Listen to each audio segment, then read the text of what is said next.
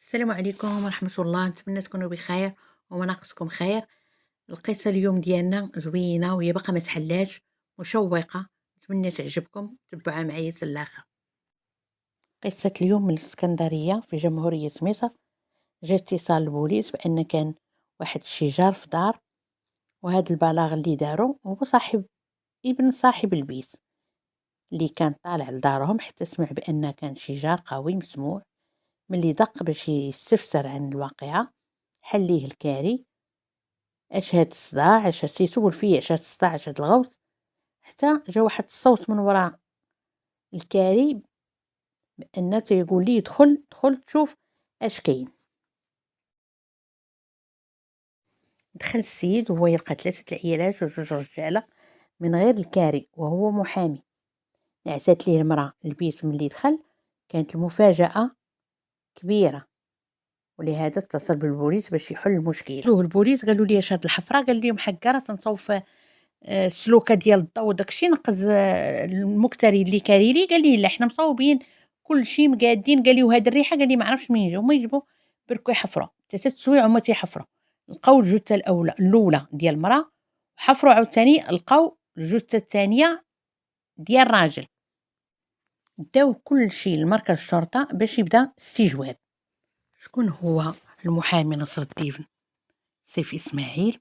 هو محامي تخرج من كليه الحقوق وخريج الأزهر، اشتغل في المحاماة مدة في مصر، ثم سافر إلى الأردن، كان محامي الشركات المفلسة، ومشى للسعودية وخدم نفس الخدمة حتى ولا لاباس عليه، شرا عقارات شرا. ولكن كان خصام مع واحد السيد. شنو هو السبب؟ النصب. مشى ما بقى عنده حتى حاجة. من بعد رجع لمصر في 2017، تقيد في نقابة المحامين وزاول المهنة ديالو.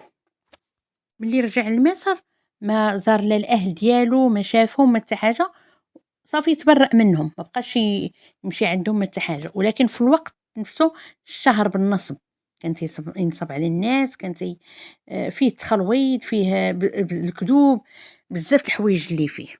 ملي تعرفنا على المحامي ديالنا رجعوا عاوتاني للبيت اللي لقاو فيه الحفره.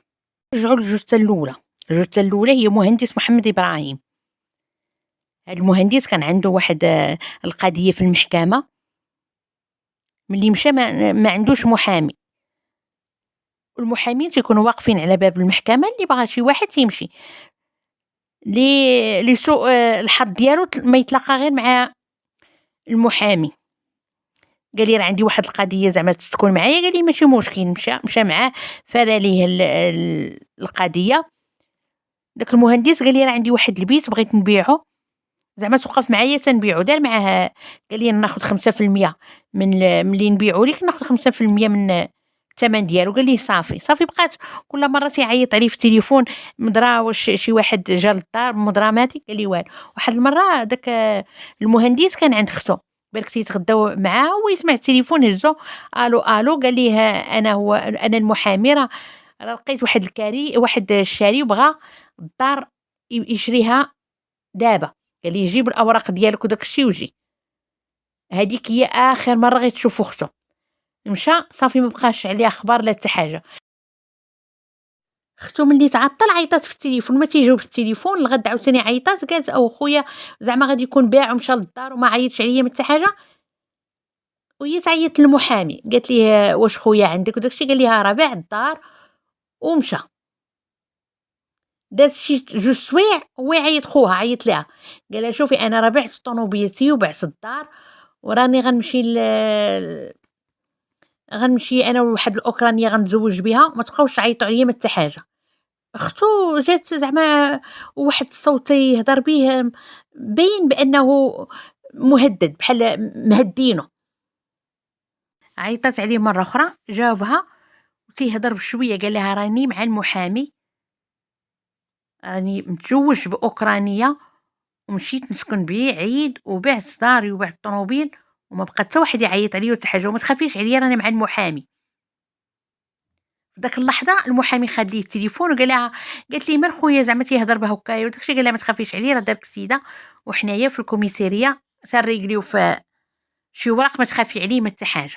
دازت شي ساعات عاوتاني الراجل عيط على ولد ختو، قال لها قول لامك ما لا تبلغ لا بوليس لا حتى حاجة، انايا راه تزوجت وغنمشي لشرم الشيخ، ما حتى واحد ما يديرونجيني ما حتى حاجة. ملي مشى الدري للدار لقى مو مقلقة على خوها، قالت ليه شوف اش قال ليا واش قال ليا، قال لها تا انا راه عيط عليا وقال ليا قول لامك ما تبلغ لا بوليس لا حتى حاجة. هما يتشطنوا مشاو للبوليس، قالوا ليه راه خويا مشى عند فلان محامي سمية راه سميتو هادي وهادي، راه ما بقاش يعيط لينا وتنحسو ملي تيعيط علينا تنحسوه بأنه خايف وداك الشي. ناضو الشرطة مشاو للمحامي سولوه، قال لهم راه جا باع الدار عندي ووقفت معاه تتكاتب مع واحد الأوكرانية ومشى بحالاتو.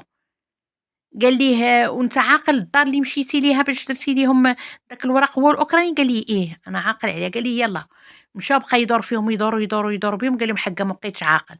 صافي ما عندهم حتى دليل باش يشدوا المحامي حتى حاجه يطلقوه. خد داك المهندس وولدها بقاو تيهضروا مع داك المحامي، كل مره تيقولوا لي فين خويا داكشي، ولا يهدد فيهم. صافي تخلعوا وتنسات القضيه مده 3 سنين. القصة الثانية ديال السيدة سميتها تركية عبد العزيز، كانت مرا مسكينة كبيرة وهي ما مزوجاش، كانت عندها غير خت صغيرة. داك السيد تركية كانت عطيله واحد السمسار يبيع عليها الدار، داك السمسار ما تفاهمش معاه وداكشي تخاصموا وداكشي، السمسار شدها وضربها، مشات دعاتو هيايا نفس المشكل، جات عند داك المحامي قال لها صافي راه غندير غنقاضيوه. ان المحامي ما تيمشي خاصو هو غير الفلوس ياخذ الاتعاب وداك الشيء، صافي القضيه خدت صريح لصالح السمسار. المراه داك تركيا كعات وداك الشيء غوتات عليه، قالت ليه انايا زعما انا اللي مظلومه وداك الشيء، هو خد براءه وداك الشيء، عطاني فلوسي. قال لها صافي جي عندي المكتب. قال لها قالت لي انا ما تنعرفش المكتب فين. قال لها انا غنصيفط لك واحد المراه تلاقاي معاه. هادشي اللي تتعاود خت تركيا. تلاقات السيدة مع داك المنقبة، مشات داتها المكتب، هو عبارة عن دار، وكان أول وآخر مرة تدخل لداك وتخرج من داك الدار. اللي سولو الأخت ديالها قالت ليهم هادي 13 يوم ما هضرات معايا اختي، وهي لكن راه قالت لي راه غنمشي عند المحامي، انني راه مديره داك المحامي هو اللي غادي يدير ليا، هو اللي غادي يوقف ليا. بلغات هي الشرطة، ونفس المشكل اللي وقع لداك المهندس وقع لهاد الأخت. وبالمناسبة لقاو هاد المحامي كان كاري 18 البيت، 18 البيت اللي كان تيكري، وخوات 18 البيت هو تيخوي وكري. دركا لقاو غير هاد 3 الجثث وباقيين تيقلبوا، لان القضيه باقا في مصر، باقا ما تحلاتش، باقا ما حتى حاجه. يلاه جوابات باقي ما لقاوش. يلاه لقاو 3 الجثث وباقيين تيطامعين بان لا غادي يلقاو في داك الديور جثث اخرين. ملي هاد الاخبار انتشرت في الصحف وداك الشيء، واحد السيد كان كاري لي قال لهم، عيط على البوليس قال لهم انا راه كنت كاري هاد السيد سفلي، وملي مشى خرج منها كان كاريها 3 سنين وتيخلص ليا الكرا ديالها، غير تيجي مره تيجي ليها. ملي مشاو البوليس لداك الدار لقاو حتى هما نفس الحفره، ولقاو بزاف القراعي ديال الريحه، كان تيجي ليها تيكب الريحه باش ما طلعش الريحه خايبه. حفروا الحفره لقاو المراه. شكون المراه؟ المراه الاولى ديالو اللي سميتها مونيا، تا هو مزوج بها وقتلها. هادشي كله باقي ما عارفينش الاسباب اللي قتلهم. دركا السبب الاول ديال المهندس انه خد ليه الفلوس، وكان تياخد ليه داك لاكارت ديال التقاعد، وكل شهر تيمشي يخرج الفلوس. وهاد تركيا حتى هيايا نفس الشيء، حتى هو كان تياخد التقاعد ديالها، كل شهر تياخد ليها الفلوس ديال التقاعد. قصتنا باقا ما تحلاش، باقا في الاستجواب، باقا مصر مقلوبة على هاد سفاح المعمورة، سماوه سفاح المعمورة. كيفاش؟ بأن محامي مثقف، وداك في الفيس ديالو ما كاين غير منشورات ديال الدين وديال الأدعية الإسلامية وكل شيء. كيفاش غادي الناس ما يطيقوش بهاد الوجه اللي بحال هكا؟ وحنا انا غنبقى متبعه القضيه، لا كان فيها شي مستجدات ولا شي حاجه نعاودها لكم.